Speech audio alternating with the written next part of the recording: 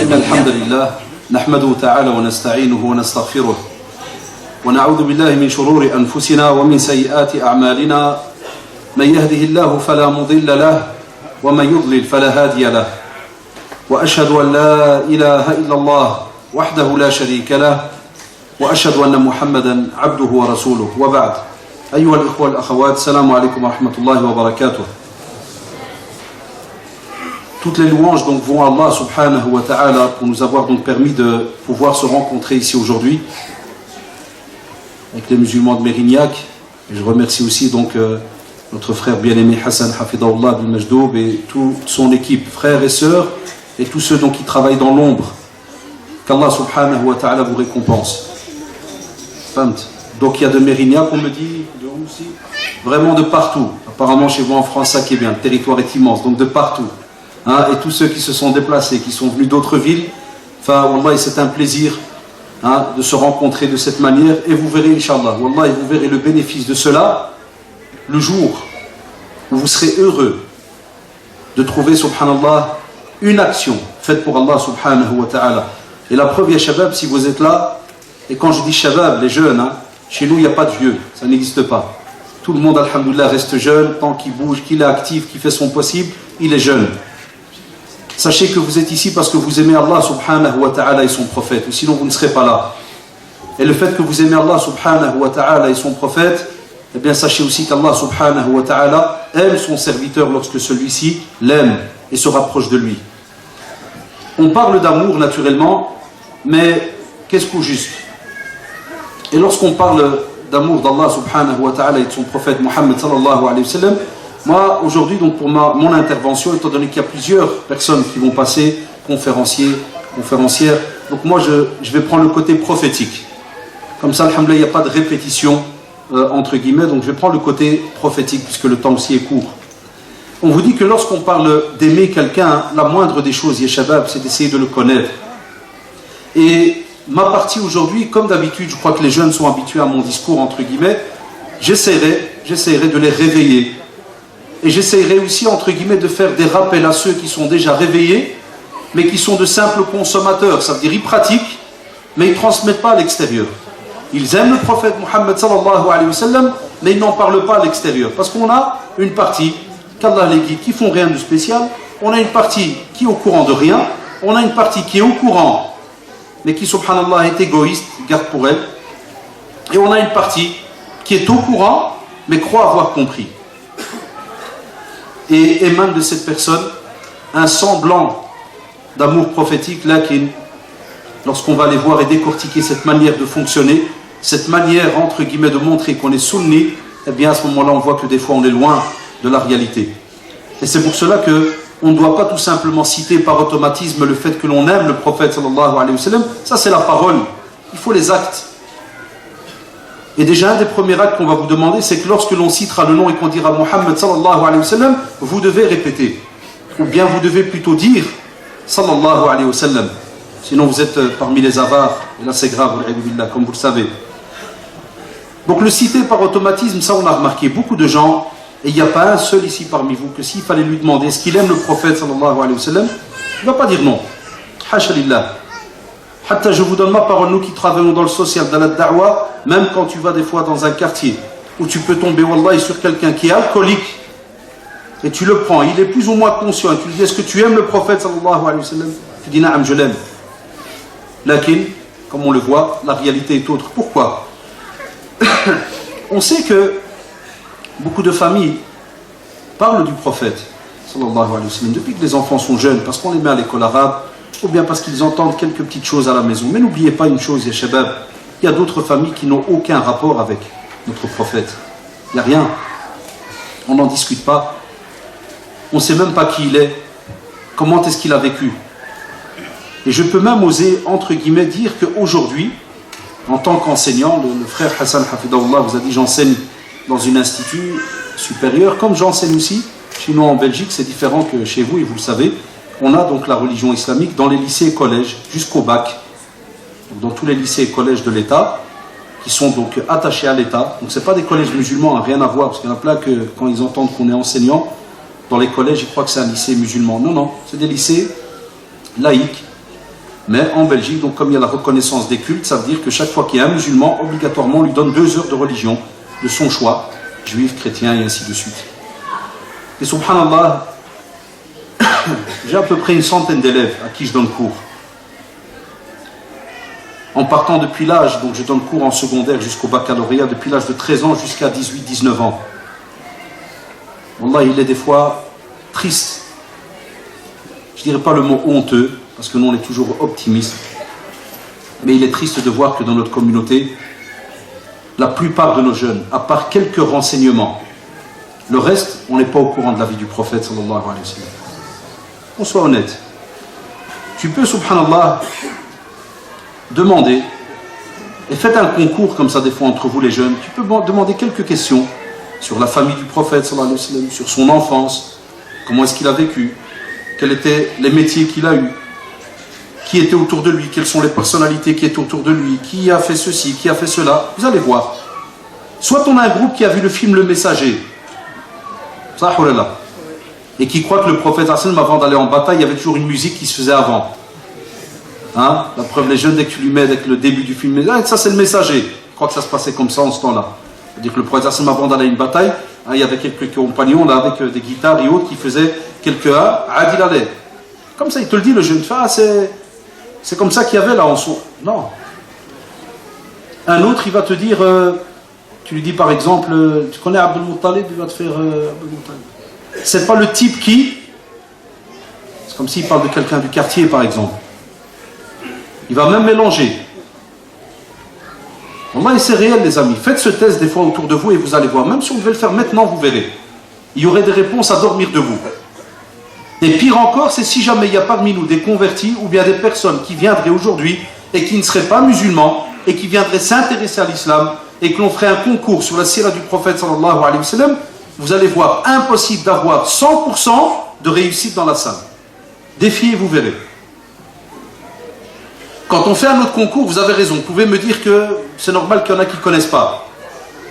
Lakin chez nous, normalement, impossible qu'il y ait des renseignements au sujet du prophète sallallahu alayhi wa sallam et que, soi-disant, on n'a pas, entre guillemets, de renseignements. Ou bien on a du plus ou moins.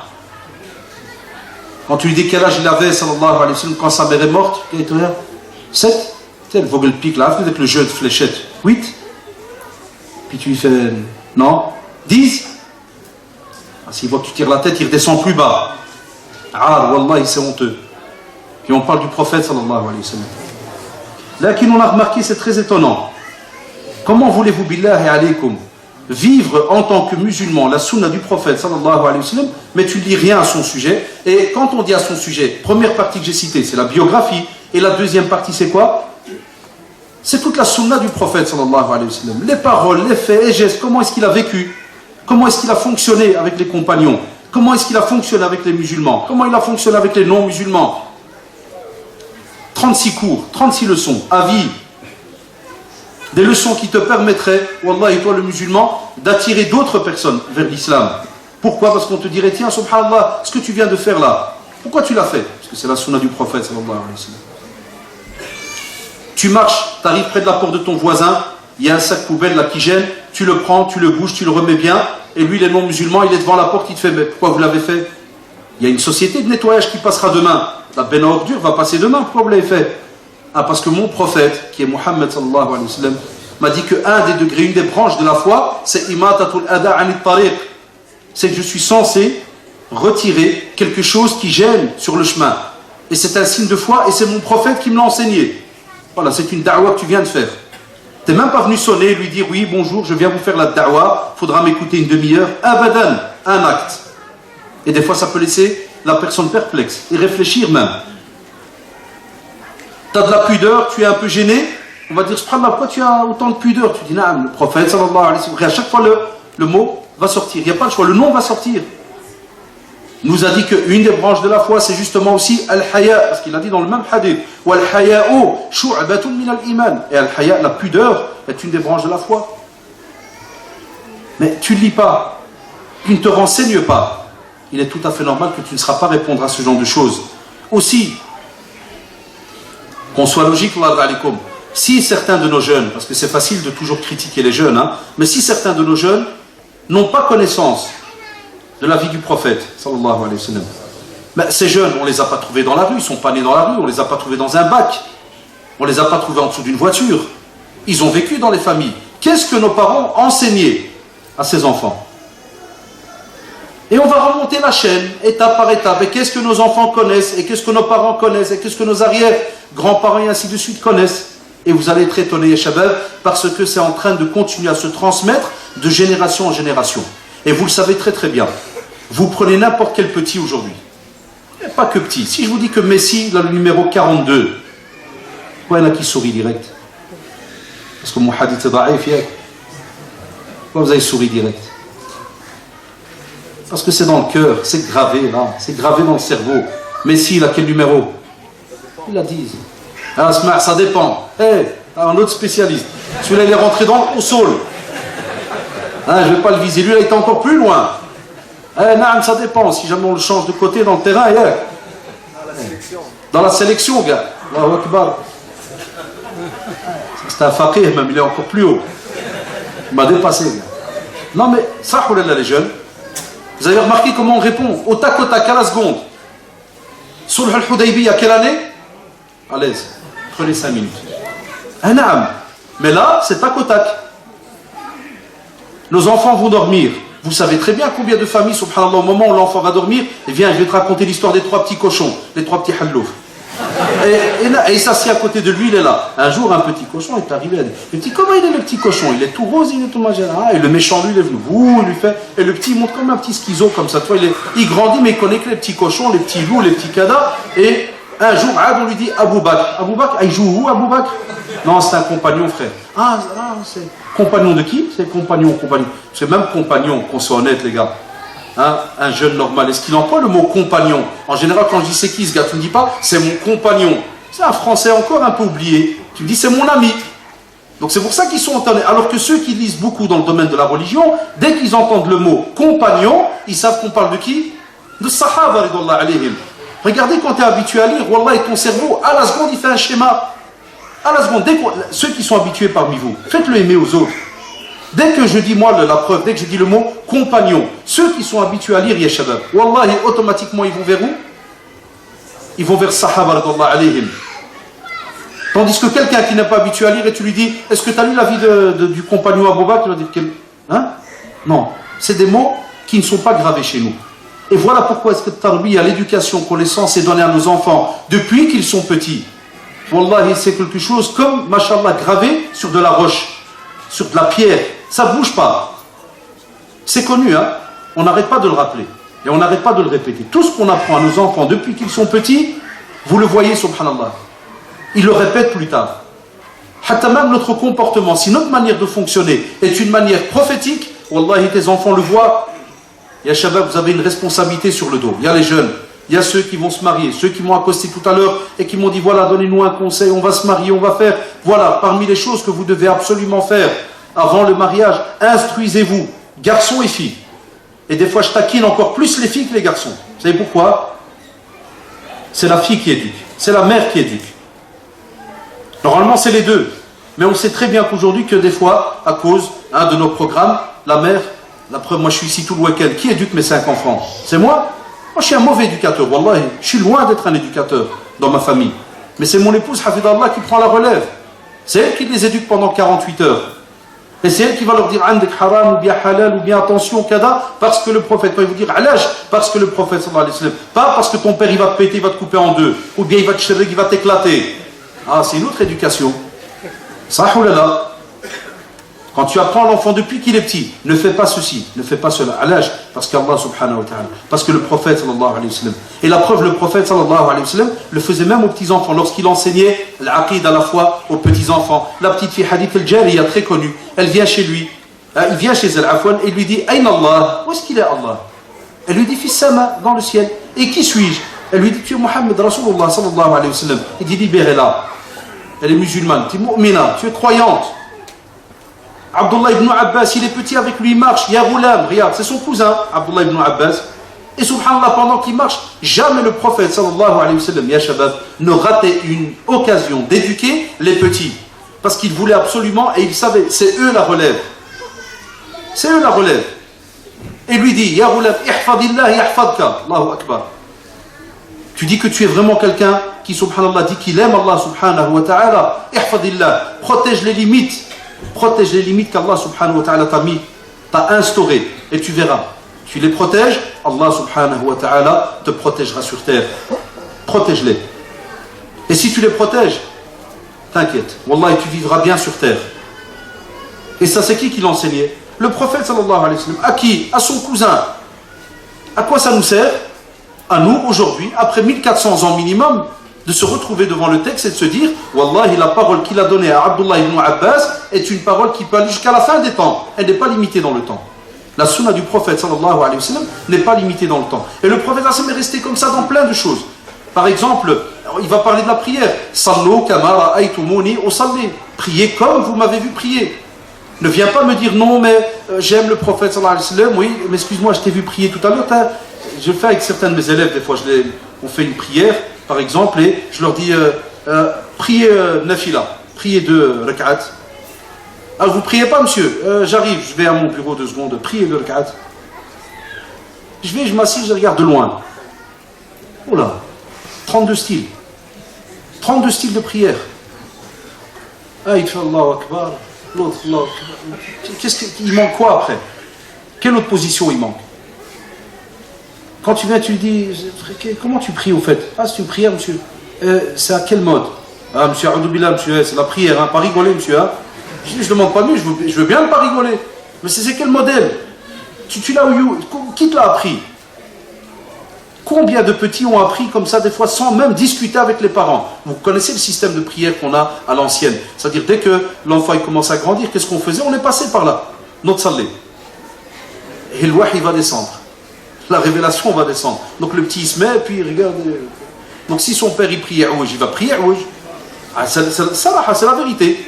S'il a vu par exemple son père mettre sa main là, il va la mettre là. Il a vu son père la mettre là, il va la mettre là. Il a vu là. Wallah, c'est une photocopie l'enfant. Voilà pourquoi le prophète sallallahu alayhi wa sallam a parlé, mais à tout le monde en disant Sallu kama ra'aytumuni usalli, comme vous m'avez vu prier. Et les savants, subhanallah, depuis les sahaba radiyallahu alayhim jusqu'à nos jours, ils ont retranscrit. Regardez quel travail ils ont fait, shabab. Regardez quel travail ils ont fait pour nous. Pour que tu sois fier qu'au moment où tu dis Allahu Akbar, Wallah, tu as cette fierté mais incroyable de te dire je suis en train de lever mes bras comme l'a fait le prophète sallallahu alayhi wa sallam. Je suis en train de me prosterner comme l'a fait le prophète sallallahu alayhi wa sallam. Amma, tu dis que tu l'aimes et tu viens et tu lèves comme tu veux, tu descends comme tu veux. Là, il parle du pèlerinage. Khudhu anni manasikakum. De nouveau, il leur donne un ordre. Prenez de moi vos rites. Fais pas le pèlerinage comme tu veux, n'importe comment. Et tu vas trouver un tas de choses. Hatta même dans le Coran, Allah subhanahu wa ta'ala nous dit Qul, écoutez bien. C'est comme si, donc, il parle. C'est le nom d'Allah subhanahu wa ta'ala. Qul, in kuntum tuhibbuna Allah, fattabi'uni, yuhibbukum Allah. Allahu Akbar, c'est le titre d'aujourd'hui. Tu dis que soi-disant tu aimes Allah subhanahu wa ta'ala, il y a une condition sine qua non. L'ittiba, suis le prophète sallallahu alayhi wa sallam. Suis-le, pratique comme il pratiquait. À ce moment-là, yuhibbukumullah. C'est là qu'à ce moment-là, Allah subhanahu wa ta'ala va t'aider. Il y a le frère et il y a la sœur. C'est comme ça, c'est une condition sine qua non. Donc c'est pour ça qu'on est obligé d'aller se renseigner, d'aller lire, d'aller apprendre. Parce qu'aujourd'hui, subhanallah, lorsqu'on veut apprendre, pourquoi nos générations ne comprennent pas qu'on a toujours un juste milieu dans notre manière de fonctionner? On a un juste milieu. Ça veut dire quoi? Il y en a qui ont des fois bac plus 22. Et le gars, il est hyper intelligent. C'est un disque dur ambulant. Mais quand tu vas voir le côté religieux, il va te dire, Miskin, moi je suis occupé, frère, je dois terminer ma maîtrise, après la maîtrise du doctorat, après le doctorat, le super doctorat, et après, ouais, je dois. Mais il oublie que, subhanallah, il y a une chose qui te pend, qui est devant toi, qui te pend aux yeux là. Elle est là. Pas au nez même, comme on dit. C'est la mort. Et deuxièmement, avant que la mort arrive, en tant que musulman, on est censé goûter certaines choses. Eh bien, normalement, jamais, ya shabab, parce que ça on reçoit souvent par mail. Oui, cher frère, je suis un peu embêté, je n'ai rien étudié sur la vie du prophète, sallallahu alayhi wa sallam, parce que c'est à cause de mes études. Mais c'est l'inverse, ya shabab. Testez, vous êtes en période d'examen maintenant, il y a que les examens approchent. Testez, est-ce qu'un jour vous allez entendre quelqu'un qui avant d'aller à un examen a relu ne fût-ce qu'un petit chapitre sur la vie du prophète sallallahu alayhi wa sallam, spécialement la partie des épreuves. Regardez ça qui est beau dans la sira du prophète sallallahu alayhi wa sallam. On y retrouve, wallahi, tous les passages de notre vie. Vous voyez les épreuves quand il était à la ville de Taïf, quand il était là en train de faire, mashallah, la prédication. Il va à la ville de Taïf et il se dit, je vais trouver là-bas un certain secours. Les gens seront présents, ils vont m'écouter, je vais trouver des oreilles qui vont m'entendre. Au contraire, on va lui envoyer, tous les fous, les malades, les jeunes, les enfants. Qu'est-ce qu'ils ont fait? Caillasse, les pierres. Ils l'ont blessé. Ils l'ont blessé, le sang il coulait. Ils l'ont blessé. Et même comme ça, sallallahu alayhi wa sallam, il invoque Allah subhanahu wa ta'ala pour eux, pas contre eux. Et la preuve, son invocation, mashallah, aujourd'hui, quand tu vas voir la ville de Taïf, tu vas te classer rempli de savants. Mais qu'est-ce que tu remarques? Tu remarques qu'il y a quelqu'un qui a fait tout un travail. Quand tu lis cela, subhanallah, pendant que tu es en train de lire, avec humilité, respect, dans un endroit tranquille, dans ta petite chambre, billah Ali, ton examen, il te paraît comment après? Wallah, tu déstresses. On a des déstressants. Nous, je vois dans les jeunes, dans les forums exprès, je m'inscris, et je vois des jeunes, par exemple, oui, salam alaikum, les frères, est-ce qu'il y a des solutions pour réussir les examens? Oui, frère, 3 Red Bull. Et tu vas voir, ça va te booster, ça va te faire. De temps en temps, tu as un petit martien qui met une invocation, les frères.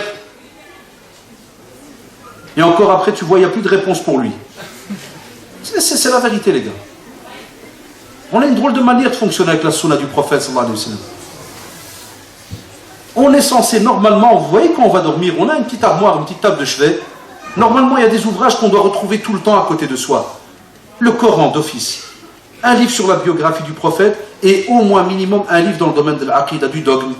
Pourquoi? Parce que comme vous l'avez vu dans le titre d'aujourd'hui, tu es censé aimer Allah subhanahu wa ta'ala et son prophète. Donc au moins quand tu vas dormir, tu vois un petit peu quel est ce lien qui doit rester tout le temps ferme entre toi et Allah subhanahu wa ta'ala, et quel est aussi ce lien, cette preuve d'amour que tu as vis-à-vis du prophète. Comment est-ce que tu l'as traduit dans la réalité?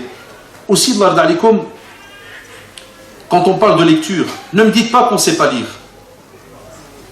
Avant, oui, moi qui vous parle, notre génération qui sont nés ici en Europe et qui ont maintenant la quarantaine d'années, nous on a dû trimer, étudier l'arabe comme des malades pour pouvoir comprendre les ouvrages. On n'était pas beaucoup, on était quelques-uns. Mais vous, machallah, maintenant les ouvrages, ils sont mâchés, ils sont traduits en français. Il y a des petites erreurs comme d'hab, ou bien on traduit des fois un peu de tout et de rien, mais en général, quand vous allez chez quelqu'un qui est spécialisé dans le domaine, dans une librairie qui est reconnue, machallah, tout est traduit, ya shabab. Tout est là, tout est présent. Et nous, qu'est-ce qu'on lit alors? Qu'est-ce qu'on lit? À quoi on passe nos soirées? Moi, des fois, je prépare certains cours, vous savez très bien, comme on travaille en journée, on a plein de conférences, on donne cours aussi le soir. Des fois, je travaille jusqu'à 2h, 3h du matin. Et je laisse ma petite tablette ouverte, j'ai mon ordi avec lequel je travaille, la tablette est ouverte. Et comme vous le savez, j'ai un Facebook. Et des fois, je trouve des genoux qui écrivent à 3h du matin. Salam les gars, quoi de neuf? Des fois, j'écris, je dis à jeune, va dormir. Ou bien lis du Coran, ou bien fais qiyam al-layl. Une des trois. Et après, on entend, soi-disant, au cours, ou bien quand il y a comme ça des questions-réponses, on n'a pas le temps de lire parce que la société, j'aime bien ça, la société nous a mangé, nous a avalé. C'est toi qui as mangé, dit que la société. La société, elle n'a rien mangé, elle est toujours la même. Les jours sont toujours les mêmes. 24 heures, c'est toujours 24 heures. Donc comment est-ce qu'on peut dire qu'on aime le prophète sallallahu alayhi wa sallam et on n'a pas de lecture? D'autres, les sœurs, on taquine, mais c'est la réalité. On a des sœurs, elles font leur possible, elles lisent, elles apprennent. Et puis à l'autre, avant d'aller dormir, son beau petit roman qui est caché 3 étages en dessous du livre. Vous savez, il y a 3 couches dans le lit. Hein. Il y a la couette au savana, puis il y a le matelas, puis en dessous du matelas, puis il y a le plancher du matelas. Et elle dort quand le prince va venir. Le dernier feuilleton d'hier, c'est le cheval blanc qui a trébuché, l'autre il a sauté de... Et après, le matin, qu'est-ce qu'on va faire? Alhamdulillah, alladhi ahyana ba'dama matana wa ilayhi al-nushur. Ah, mashallah. Amatana sur quoi? Et ahyana sur quoi? Et les mêmes exemples côté à haut garçon. Dans beaucoup de familles, on le sait. Et pire encore, les shabab, quand c'est des fois les parents eux-mêmes qui viennent et qui te mettent par exemple une télévision dans la chambre des petits. Dans la chambre des garçons ou des filles. À l'âge, qu'il vaut mieux qu'il soit à l'intérieur qu'à l'extérieur.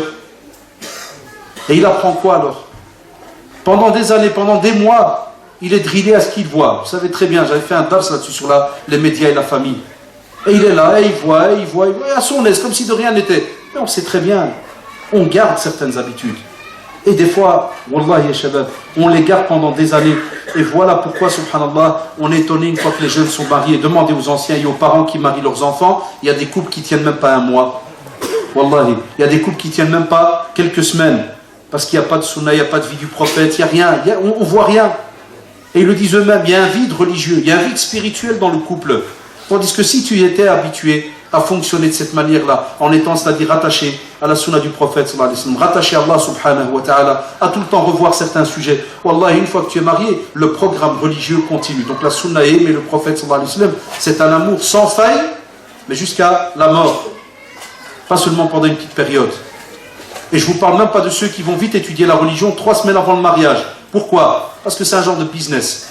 C'est-à-dire le gars, quand il va arriver à l'entrevue, il se dit, oh là, je vais vite relire 2-3 sujets, au cas où il y a un grand frère à la fille qui vient, et que c'est un petit barbuchon et qui va peut-être me poser 3-4 questions. Au moins que j'essaie de lui faire, oui, cher frère, comme tu l'as vu dans le grand ouvrage de l'imam Qayyim, les itinérants des sentiers. Ah non, c'est les sentiers des itinérants, bien. T'inquiète, c'était un sentier, mon frère. Il y avait un sentier dans l'histoire. On a assisté à des mariages et à des, ce qu'on appelle les jeunes halal, comme ils disent. Et c'est là que tu vois que c'est un musulman trafiqué. Ça veut dire, il dit qu'il aime le prophète, sallallahu alayhi wa sallam, mais c'est un trafic de 48 heures pour un mariage ou autre. Donc pourquoi est-ce qu'on revient à la sunna que quand, entre guillemets, ça nous plaît? Et vous allez voir maintenant avec les examens qui approchent, de quelle manière on va faire la prière. Vous le savez très bien, les jeunes. Il y en a un qui a peut-être jamais prié, mais il va prier une semaine avant le bac. Il y en a un qui a peut-être jamais invoqué, et il va rester très longtemps dans l'invocation. Même les parents, des fois, ils me le disent. Ils disent, voilà, j'ai de l'Écosse. Wallah, j'ai peur pour eux. Je fais, pourquoi Ammé? Il me dit, quand il prie, je dois me battre avec lui pour qu'il reste un petit peu par terre. Mais il reste par terre 2 fois par an, en décembre et en juin. À l'âge, les examens. Parce que les jeunes, ils viennent après prier des fois. Le vendredi, je les attrape jamais. Alors le père, il me dit, c'est lui mon fils là-bas, va l'attraper. Comme un chasseur. Et quand je vais chez lui, je dis, mon frère, comment ça se fait que tu restes longtemps? Ton père, il m'a dit qu'il se bat avec toi et les examens. Ah, monsieur, des fois on n'étudie pas, on se dit, ah, une petite doha, une petite... C'est ça l'amour d'Allah, subhanahu wa ta'ala? C'est ça l'amour du prophète, sallallahu alayhi wa sallam? Non. Et on s'étonne alors qu'à ce moment-là, on n'a pas d'aide. On s'étonne à ce moment-là, les shabab, que notre état ne change pas. Là. Inna Allah la yughayyiru ma bi qawmin hatta yughayyiru ma bi anfusihim. Allah subhanahu wa ta'ala ne change pas l'état d'un peuple comme ça directement par miracle. Là, il le dit dans le Coran. Il faut que nous, il y ait le changement de l'intérieur. Un comportement exemplaire, une manière de fonctionner, subhanallah, qui est tiré du Coran et de la Sunna, et que les autres, que ce soit les non-musulmans, voisins, n'importe, se diraient, ah, c'est incroyable. Quelle est cette manière de fonctionner? Quelle est cette honnêteté? Et c'est comme ça dans plein d'actes d'adoration. Mais aujourd'hui, vous avez remarqué, on ne s'intéresse à la Sunna, et les responsables de mosquées vous le diront. Par exemple, c'est tout bête, ça tombe bien maintenant, on est à la fin de l'année, quelles sont les questions qui viennent? Est-ce qu'on peut regrouper les prières? Ça? Dans un mois, c'est les questions sur Ramadan. Après Ramadan, c'est les questions sur quoi? Sur les divorces qui reviennent du bled et que le mariage n'a pas marché. Comment on fait pour casser un mariage? Parce que j'ai été au Maroc, on m'a forcé, on m'a fait... C'est comme ça chez nous au centre. Wallahi, ceux qui travaillent dans la da'wah savent de quoi je parle. On est des musulmans de saison. Ça veut dire, on a des petits paquets, et c'est seulement quand Ramadan est là, tout le monde se réveille. Et si jamais j'ai mangé en journée, et si j'ai fait, c'est comme ça que tu aimes le prophète, sallallahu alayhi wa sallam. Ça veut dire que pendant l'année, tu n'as jamais jeûné. Là, les musulmans, les pratiquants, tu n'as jamais jeûné pendant l'année. Toi qui dis que tu aimes le prophète, sallallahu alayhi wa sallam, tu n'as jamais fait le lundi ou jeudi, les deux ensemble, et si jamais vraiment tu n'es pas habitué, ne fût-ce que le lundi. Et voilà pourquoi même notre jeune, regardez, l'amour du prophète, si on était sincère, wallah, on changerait. Wallah, ya ikhwan, je le dis, on changerait. Tout à fait le contraire de ce qu'on est souvent aujourd'hui. Parce que quelqu'un qui jeûne lundi et jeudi, le vendredi, c'est un jour de fête, ça, oulala. Automatiquement, après, dans le mois, il y a le 13, 14, 15e jour, Ayyam al-Bid. Ah ouais, ça, un de mes élèves, il m'a dit, des fois, je m'oublie quand je parle aux élèves, je crois qu'ils sont au courant. Je leur dis, les frères, donc n'oubliez pas, hein, on est le 13, donc 13, demain, on est 13, donc 13, 14, 15e jour, Ayyam al-Bid. Il m'a dit, il y a des œufs ou ça? Je regarde, je dis à mon Seba, je dis, Ayyam al-Bid, je dis, c'est... Ah, je reçois comme une tarte et je me dis, ah ouais, c'est vrai, il faut reprendre à zéro. Hein? Il y en a plein, peut-être ici maintenant, qui ne savaient pas ce qu'est Ayyam al-Bid, ça, ou là. Allez, qu'on soit honnête, levez la main, ceux qui ne savaient pas. Ah. Ceux qui ne savaient pas. Ouais. Alors maintenant, ils paniquent, ils rabaissent leurs mains vite fait. Ils deviennent en train de dire. Ah mais. Et écoutez-moi bien. Quand vous calculez, ya shabab, quand vous calculez lundi, jeudi, quand vous calculez 13, 14, 15e jour de chaque mois lunaire, wallah, on arrive quasi à presque une demi-année de jeûne. Ton mois de Ramadan, il est comment? Comment est-ce qu'il va passer? Cool. Wallah, il est à l'aise. Toute l'année, tu as entraîné ton âme. Toute l'année, à chaque fois que tu as jeûné, tu t'es rappelé qu'Allah subhanahu wa ta'ala te voit. Wallah, c'est ça qui est beau, shabab. Quand tu as ton amour vis-à-vis du prophète, c'est un amour, comme on dit entre guillemets, horizontal. Et que tu es en train de faire des actes qui, subhanallah, c'est un beau schéma. Toi, tu jeûnes, comme le prophète a jeûné parce qu'il te l'a demandé. Mais au moment où tu jeûnes, est-ce que tu regardes le prophète sallallahu alayhi wa sallam? Là, il est mort.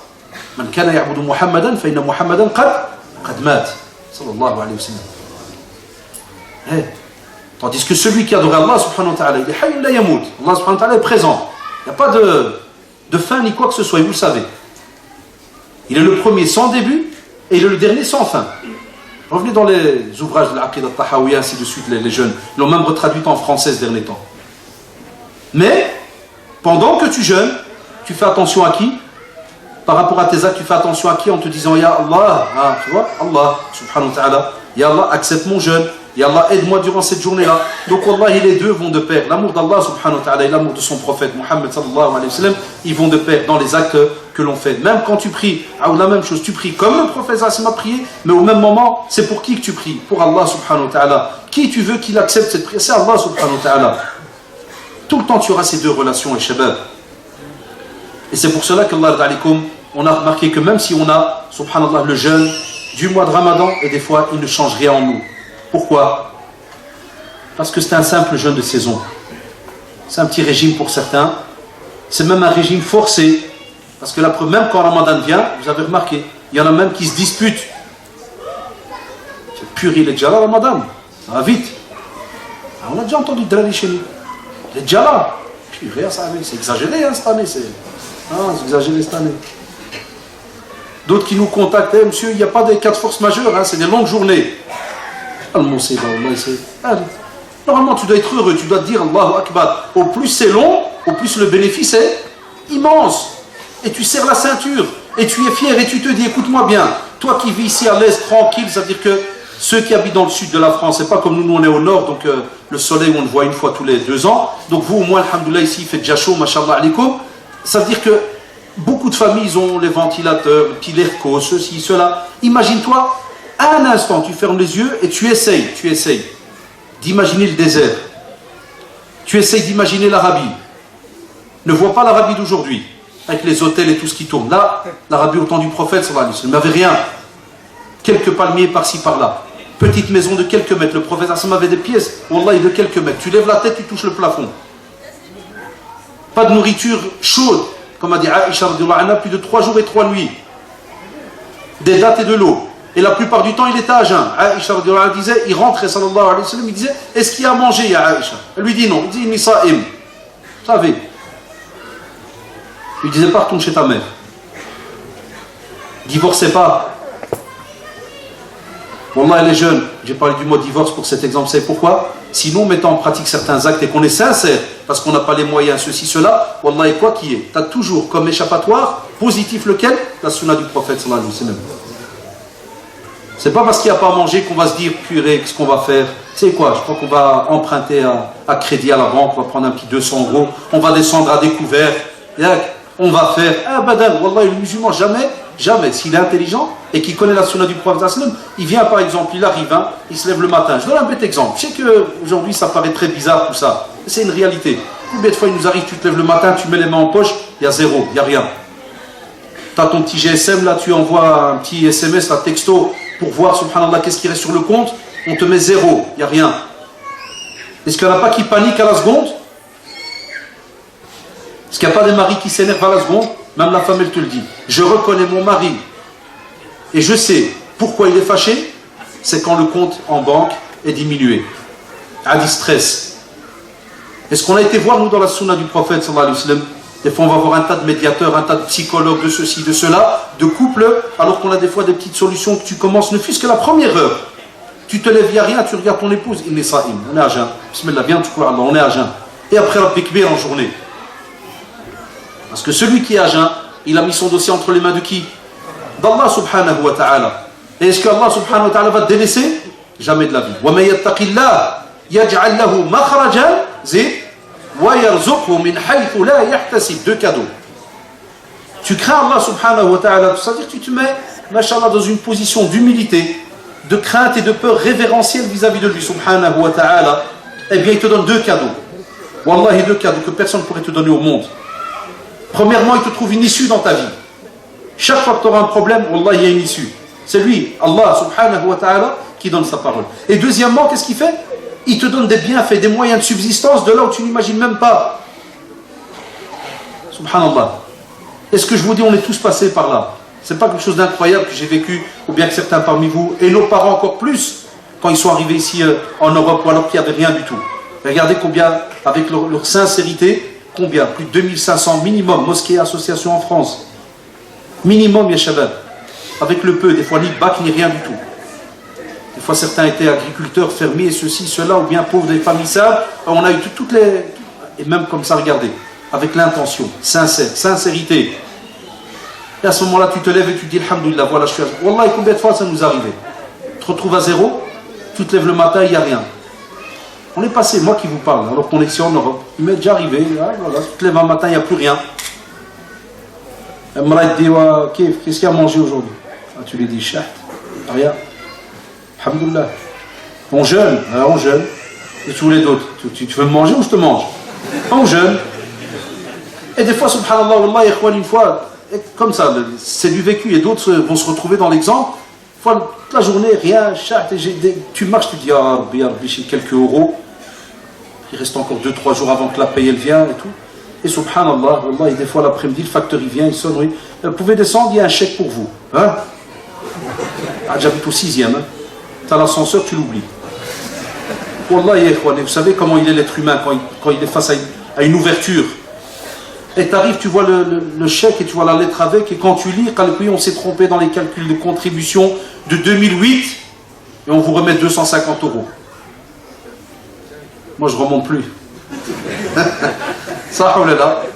Et Allah subhanahu wa ta'ala, vous croyez que quand on a donné notre parole, Allah subhanahu wa ta'ala, et qu'Allah subhanahu wa ta'ala a vu que tu lui as donné ta parole, tu crois qu'Allah est injuste, subhanahu wa ta'ala? Impossible, puisqu'il a dit dans le hadith Qudsi, il a interdit l'injustice. Elle l'a rendu interdite pour lui-même. Et il nous a demandé de ne pas être injuste. Et deuxièmement, tous nos lectures, on commence par Bismillahi ar-Rahman ar-Rahim. Comme on dit nos savants, Rahmanun fi dunya wa Rahimun fi l'akhirah. Le clément, très miséricordieux. Ya shabab, garde ta confiance, ne désespère jamais de la grandeur et de la clémence d'Allah subhanahu wa ta'ala, parce que le prophète sallallahu alayhi wa sallam nous le dit. Au plus Allah subhanahu wa ta'ala aime son serviteur, au plus il l'éprouve. Tout à l'heure, un frère, hafidahullah, je termine la prière, miskin, et me dit, n'oublie pas dans la prière de l'Isha, invoque Allah subhanahu wa ta'ala pour mon père qui est tombé et qui a le bassin cassé. Qu'Allah subhanahu wa ta'ala le guérisse. Allahumma anta shafi la shifa illa shifa'uk, shifa'u la yughadiru saqama. Allahumma shfi. Chouf ya shabab, imaginez combien d'épreuves comme ça on passe durant notre vie. Eh bien, la sira du prophète sallallahu alayhi wa sallam, wallahi, je vous le dis avec toute sincérité, combien de fois lorsqu'on parle, on passe par certaines épreuves et qu'on s'assit quelques minutes le soir, on lit quelques passages du Coran et on prend la sira et on lit spécialement la période avant la révélation et le début de la révélation. Comprenez-moi bien, gardez ces petits plans en tête. Juste avant la révélation et après la révélation. Et on voit les épreuves qu'a enduré le prophète sallallahu alayhi wa sallam. Mais lisez avec sincérité, une lecture de cœur. Fermez le livre et dites-moi, est-ce que l'épreuve que vous subissez, est-ce qu'elle vous paraît grave? Wallah, tu dis alhamdulillah. Et Abu Huraira radiallahu anhu, il disait que quand tu es touché par un problème, ne regarde jamais au-dessus de toi, regarde en dessous de toi. C'est-à-dire, ne va pas toujours regarder chez les riches et ceux qui ont plein de choses, mais regarde toujours ceux qui n'ont rien par rapport à toi, et tu vas dire alhamdulillah, j'ai beaucoup. Tout ça, c'était la sunna du prophète sallallahu alayhi wa sallam. De qui il a appris ça, Abu Huraira radiallahu anhu? Il a appris ça du prophète sallallahu alayhi wa sallam.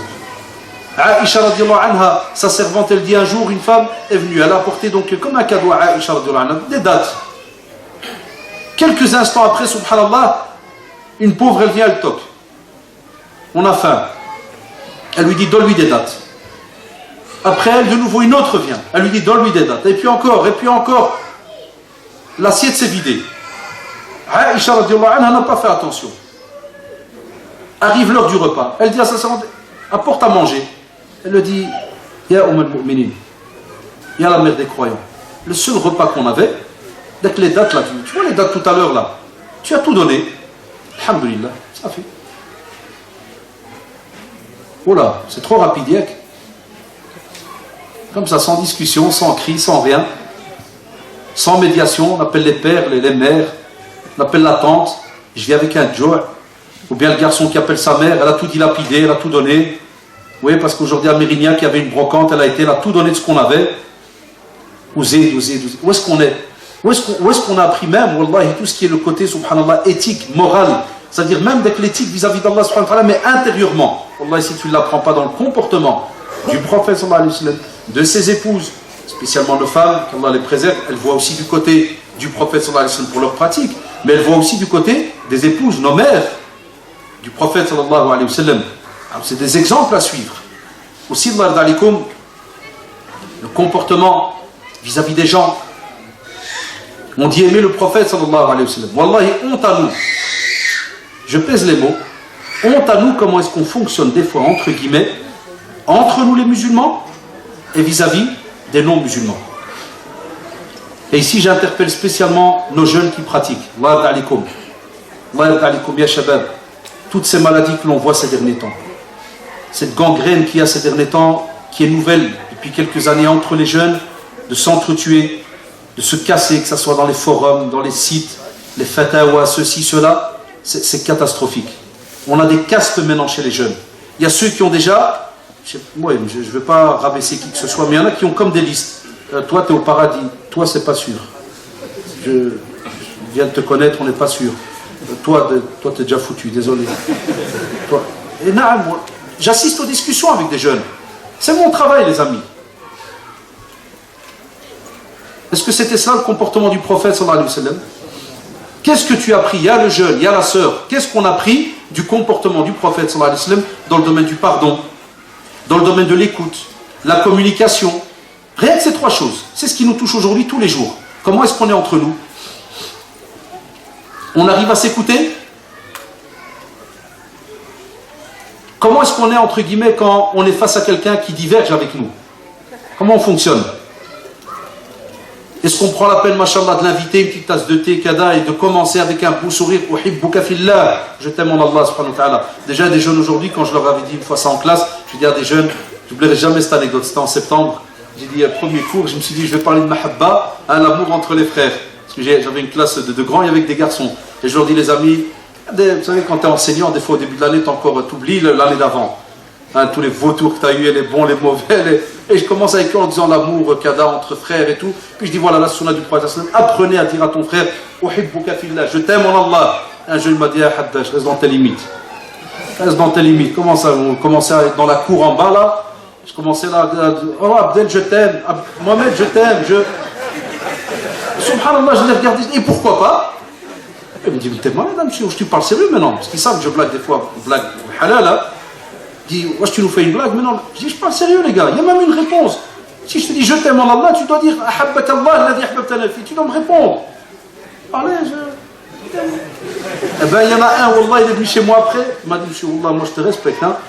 Tout ce que tu veux, je savais, j'apprends, et il dit, ton truc là que tu as demandé à la fin, faut... Ah, dit non. Ah, dit non, monsieur. On est des... Tchou, subhanallah. Et c'est vrai ou pas, les shabab? Est-ce qu'on est capable? Est-ce qu'on le fait même dans nos familles? Est-ce qu'on le fait même avec nos parents? Est-ce qu'on le fait avec nos parents? Le prophète sallallahu alayhi wa sallam, quand Fatima radiallahu anha, elle entrait, elle venait chez lui à la maison. C'est ce qu'il faisait quand il était couché ou là assis. Il se levait et allait directement vers elle. Et qu'est-ce qu'il faisait? Il l'embrassait sur le front, sa fille. Maintenant, les sunnis 2012, on dirait quand il rentre à la maison comme si dans un club de rappeurs. Le père il est des fois dans le fauteuil, il fait ça va, tu sais, avec sa maïda.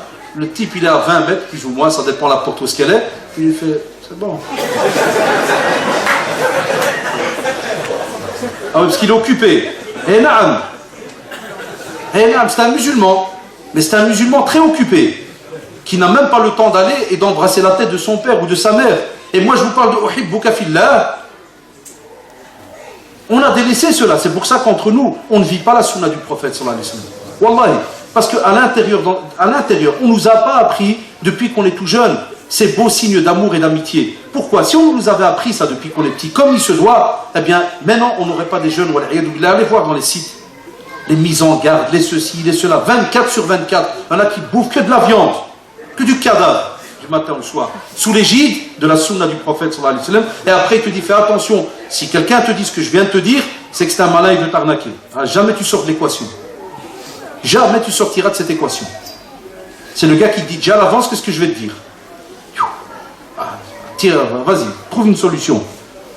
Et au même moment, la même personne qui dit qu'il connaît la religion, s'il ouvre n'importe quel bouquin de sira, tu vas trouver des passages où des fois, un exemple, tu as l'arabe qui vient chez le prophète sallallahu alayhi wa sallam, arabe, et il vient chez lui, il dit Aïna Muhammad sallallahu alayhi wa sallam. Eux, ils disaient pas sallallahu alayhi wa sallam, certains bédouins qui venaient du désert. Au ils devenaient musulmans, et certains d'entre eux, subhanallah, ils gardaient avec le khushu, le gars il restait un peu brut, à l'état brut. Et il rentre comme ça, il était adossé, le prophète sallallahu alayhi wa sallam était un peu adossé, il s'est rassis. Il a dit Ana Muhammad. Il a dit je suis Muhammad sallallahu alayhi wa sallam, c'est moi, je suis le prophète. Et Allah amaraka bis salat. Est-ce que c'est Allah subhanahu wa ta'ala qui t'a ordonné la prière? Est-ce que c'est lui qui t'a ordonné le jeûne? Est-ce que c'est lui qui t'a ordonné le pèlerinage, la zaka? Il va lui citer ça, il dit Naam. Il lui a dit si c'est ça, je résume le hadith parce qu'après il va dire et ainsi de suite, il est plus long le hadith, il va dire si c'est ça, eh bien je suivrai ça et rien d'autre. Et il sort. T'imagines la scène, hein? C'est pas facile, wallahi. Et même comme ça le prophète, il lui a pas dit il y a Omar, où est-ce qu'il est Omar Khattab? 2, 3, occupe-toi de lui. Occupe-toi de lui 2 secondes, comme ça on va lui montrer c'est quoi la type, ils ont un mec qui fait du business, ouais je vais faire que les 5 et il n'y a rien d'autre. Là, le prophète sallallahu alayhi wa sallam, regardez, il a même corrigé un peu les compagnons qui, entre guillemets, il faut les comprendre. T'es un peu choqué de la manière. Il leur a dit, s'il fait ce qu'il vient de dire là et qu'il tient sa parole, lahul jannah, il a le paradis. Ni il l'a rabaissé, ni il est monté. Le jeune qui est venu chez lui, et qui le dit à Rasulullah, donne-moi la permission de sortir avec une fille, donc de commettre l'irréparable. Il lui a pas dit, Adou Allah, je suis présent, le wahi descend, et tu sais qui je suis, et tu oses venir me demander le haram alors que c'est dans la parole d'Allah. Non, même pas. Il a dit, regarde, il a été touché sa nature saine. Ce qu'il y a avec la fitra, qu'il y a chez chacun d'entre nous. C'est comme ça que normalement on fonctionne avec celui qui n'a pas compris un sujet. Calmement, avec douceur. Mais est-ce qu'on a appris la douceur?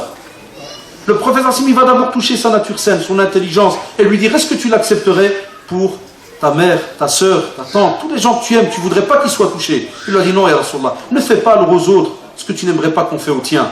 Et après, il va aller plus loin. Il va prendre sa main, il va la mettre sur la poitrine du jeune et invoquer Allah subhanahu wa ta'ala pour lui. Où est-ce qu'on est, nous, par rapport à cela? Et on dit aimer notre prophète, sallallahu alayhi wa sallam.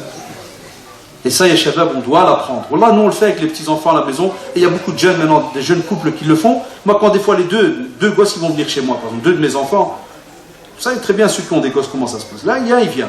Il y a toujours ce qu'on appelle shikam, type qui balance. Mais en général, il ne balance pas pour rien. Soit on l'a frappé, soit il est rentré dans un trafic, mais on ne lui a pas donné, alors il vient shikam. Et des fois, il vient chez moi. Alors, mon frère, il m'a pris. J'ai dit, Tchouf, il y a 2 solutions. Soit je vais faire un jugement maintenant, et vous êtes tous les deux, vous passez en jugement. Vous aurez tous les deux une punition. Ou bien vous vous pardonnez, et il n'y a rien. Moi, quand tu leur apprends ça depuis qu'ils sont petits. Quand ils ont commencé à grandir, maintenant qu'ils ont des 17, 18 ans, quand des fois ils viennent pour un petit problème, disant, des fois ils s'oublient. Ils viennent, je te fais, ouais, il y a ma soeur qui m'a dit, puis te fait, non, c'est bon, on va s'arranger aux anges. Ah oui, parce qu'ils connaissent déjà ma phrase, ça fait 20 ans que je la rappelle. Même les grands, ils sont habitués. La plus grande que j'ai qui a 18 ans, mais ils sont habitués. Ils savent que dès qu'on dit... Vous connaissez mon jugement, les gars. Tous les deux fautifs. Parce que je ne suis pas témoin, donc je peux pas... Vous êtes mes enfants, je vous aime tous les deux. Je ne peux pas punir un... Ça, c'est pour des petits dossiers, moi y compris. Mais ils sont habitués maintenant. Depuis qu'ils sont petits, c'est comme ça. Il y a plein d'entre vous, jazakumullah, et qu'Allah vous préserve, vous le mettez déjà en pratique. Et là, vous verrez plus tard, subhanallah. Quand les enfants, des fois, vous demanderont pourquoi est-ce que tu m'obliges à faire ça de cette manière? Parce que le prophète, sallallahu alayhi wa sallam, le faisait avec les compagnons. Parce que le prophète, sallallahu alayhi wa sallam, le faisait avec ses enfants. Parce que, des fois même, on peut donner ces leçons-là. Tu viens pour prier, puis tu as un petit enfant qui monte sur ton dos. Et des fois, peut-être que ton père, il a oublié, il termine la prière, puis il regarde le petit, il fait ah non, tu dis à Walid, tu lui embrasses la tête, le prophète, sallallahu alayhi wa sallam, à chaque fois, on va le sortir. Le prophète, sallallahu alayhi wa sallam, un jour, il est resté dans le soujoud, et il a tardé. Hatta les compagnons, ils pensaient soit qu'il a eu un problème, c'est jamais est-ce qu'il est mort, là, ou bien la révélation. Il leur a dit non, j'avais mon petit-fils sur mon dos, je ne voulais pas le brusquer. Allahu Akbar. Fais crier un petit dans la mosquée aujourd'hui. Ils vont tailler lui, son père et toute sa famille. Chaque fois qu'il passera dans le quartier, ça c'est le type, là, son fils, là, le genou là, qui crie. Et le petit va grandir avec cette tâche. Des fois, il aura oublié, il aura 17 ans, et des fois, certains, ils vont le voir dans la rue. J'ai fait quoi? Il y a 15 ans, jamais à côté 80. Ben, je l'ai eu, c'est pour ça que je vous parle. Moi, maintenant, je suis dans la prédication, il y a des anciens petits vieux, parce que j'ai grandi, jamais, depuis que j'ai l'âge de 4 ans, j'en ai 42. J'ai grandi, donc il y avait qui se rappelaient de moi que j'étais petit, slip, jama, les cris, enfin, chez l'imam pendant qu'il prie, tu donnes un coup de pied à l'arrière, en ce temps-là, il n'y avait pas la da'wa comme aujourd'hui, les jeunes. Vous oubliez toutes ces périodes-là, les années 70. C'est pas ce qu'il y a aujourd'hui. Nous, on était petits, on ne savait pas, on voit tout le monde agenouillé. On était une petite bande de petits genoux de jama, on avait 5 ans, 6 ans, je me rappelle encore parce qu'on en a reçu des tartes à cause de ça. Et on venait, on se tapait des coups de pied. Chaque fois, on attendait sous-jour d'express, Wallahi, parce que nos parents, jazahumullah, c'était quoi la sunna du prophète sallallahu alayhi wa sallam? C'est que quand tu prends un enfant, tu lui expliques, même lorsqu'il va à un lieu de culte, il ne faut pas crier, il ne faut pas faire ceci, il ne faut pas faire cela, reste à côté de moi. Et alhamdoulilah, l'enfant il grandit au fur et à mesure, il est rattaché à une des plus belles sunnas en tant qu'homme, déjà, qui est de prier en groupe à la mosquée. Et au même moment, tu lui apprends comment il fonctionne dans la mosquée. Au même moment, il gagne des amis. Et au même moment, subhanallah, il est en train de faire l'acte que le prophète Hassan faisait. Et ainsi de suite. Alors nous, pas, tu fais une erreur, boum, on donne un coup. Des fois, tu ne sais même pas pourquoi il y a un coup. Des fois, tu reçois une tape, puis pourquoi? Bon, un jour, là. C'est ça qu'on espère, Inch'Allah, que nos jeunes, au fur et à mesure, délaisseront. Et comme on l'a dit, il y a beaucoup de sujets, puisqu'on arrivait à moins 10. Aussi, revoyez la sunna du prophète Hassan dans vos transactions. Il est honteux aujourd'hui, vous avez remarqué des fois, qu'on soit honnête. Je ne sais pas pour vous en France. Par exemple, chez nous en Belgique, quand tu vas acheter une voiture, tu entends souvent les musulmans eux-mêmes, qu'est-ce qu'ils disent? Ils disent, tu vas acheter une voiture? Ouais. Va pas chez un Arabé. Ah, ça fait mal au cœur. Wallah, yak, ça, ça blesse. Tu ne vas pas chez un Arabé. Tu lui dis, il ne faut pas le prendre mal. Tu lui dis, mais non, c'est un boulet cadeau, ou c'est pire. Wallah, comme ça, une fois, il m'a dit. Je vendais la mienne, et Mskin, il ne me connaissait pas. Il m'a dit, je lui dis toujours la voiture comme elle est là. Il m'a dit, on m'a douachné, je sais pas, parce que tu as la barbe ou la camis, tu crois que. Je t'enverrai les canals. Moi, je vais te voir. Donc le type, il s'était déjà fait arnaquer 3 ou 4 fois. Il me l'a raconté. Il m'a dit une fois, frère, mashallah, kada, peine je démarre, dans les transactions. On a la sunna du prophète quand il arrivait devant le commerçant. Vous voyez ceux qui cachent. Des fois, on met quelques beaux petits fruits au-dessus, et puis les autres en bas, les khamij, ils sont juste en dessous, à 1 mm. Saad, après, il rentre sa main, il descend en dessous. Et il alors tous les mauvais, mais t'as que 2 bonnes. On a ça dans la sunna du prophète. On a même ça dans le Coran. Waylul lil mutaffifin, alladhina idha iktalu ala an-nas yastawfun. Une fois, j'ai hammak un boucher chez nous à Bruxelles.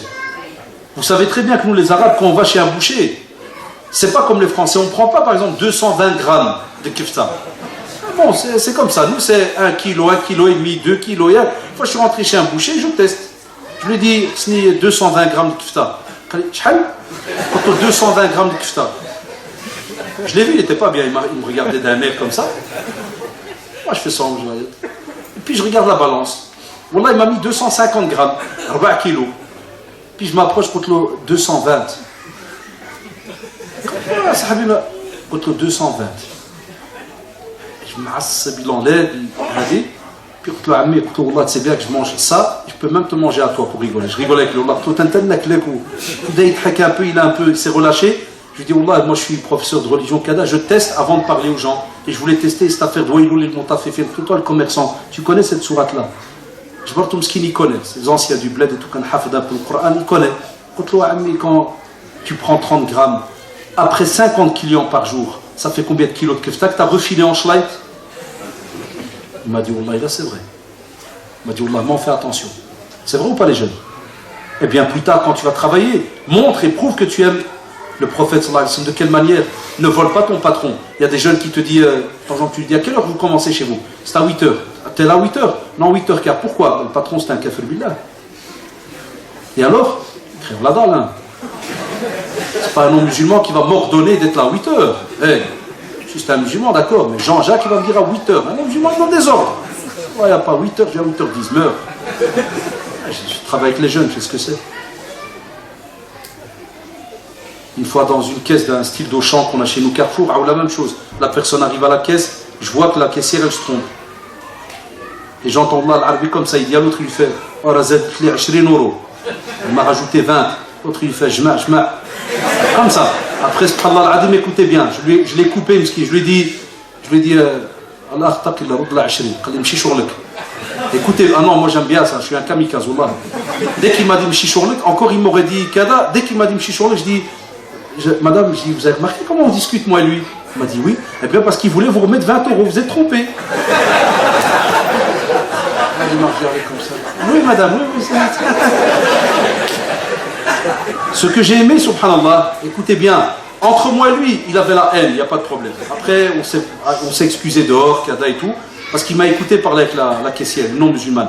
Parce qu'elle m'a fait une remarque. Elle m'a dit, ben c'est vraiment sympa, 20 €, hein, vous savez, 20 €, j'aurais dû les payer de ma poche. Je dis, ouais, mais chez nous, c'est parce que c'est en religion, c'est comme ça, hein, parce que si on mange du haram, quand on invoque, ça passe pas, je l'ai vite fait une petite tasse de... Et si on invoque, ça passe pas, et on est obligé de, kada. Voilà, une da'wa avec 20 €. Le frère en sortant, il m'a dit, Wallah, il y a shaitan, kada, ceci, cela. Donc, dans les transactions, et dans notre manière aussi, des fois, de s'habiller.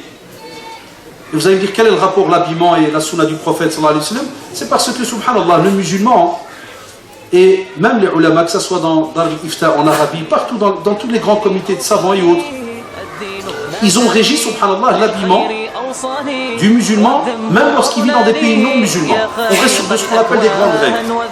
Le fait que tu es, machallah, habillé, large, ça n'est pas moulant, comme un pins, là, comme du plastique autour. Même s'il doit se jeter, il éclate. Pas moyen. C'est connu. Alors, subhanallah, vous allez me dire, quel est le rapport? Wallahi, des fois, il y a shabab, et vous le savez très bien, on a des personnes, subhanallah, qui appellent tout ce qui tourne dans la religion, ils appellent ça détail. Non, c'est rien, ça c'est un détail.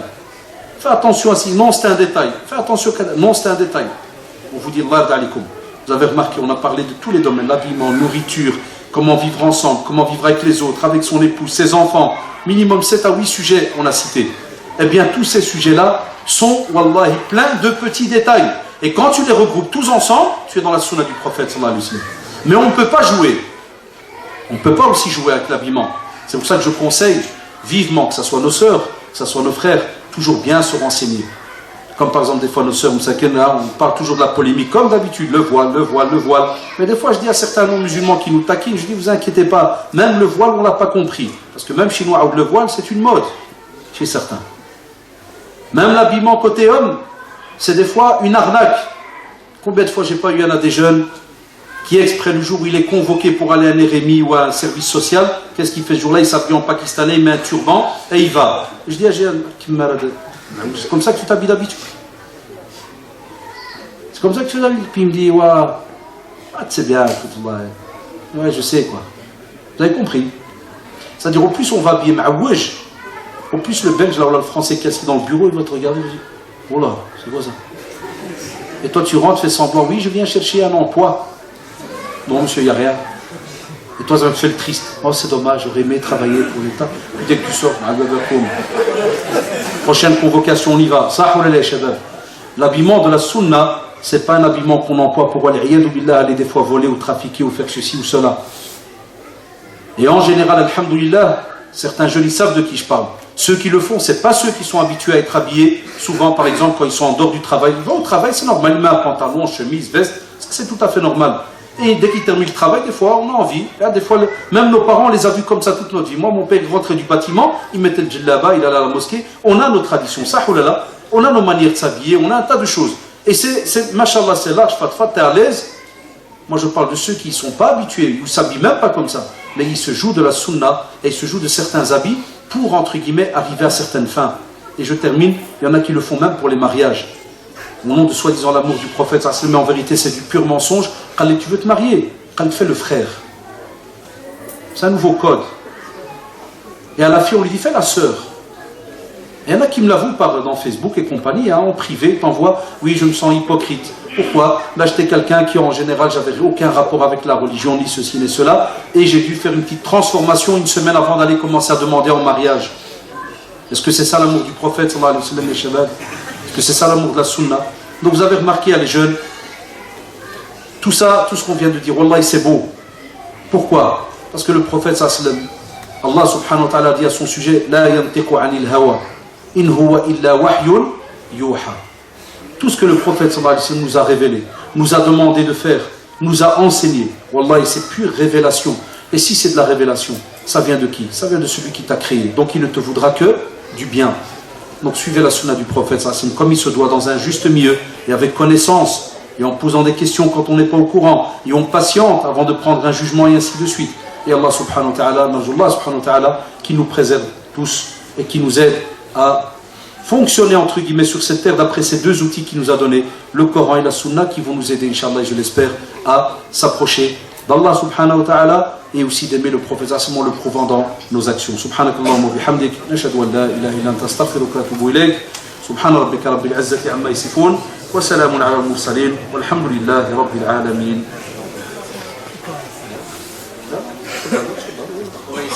Inch'Allah, on va essayer de s'accorder 10 minutes, un quart d'heure.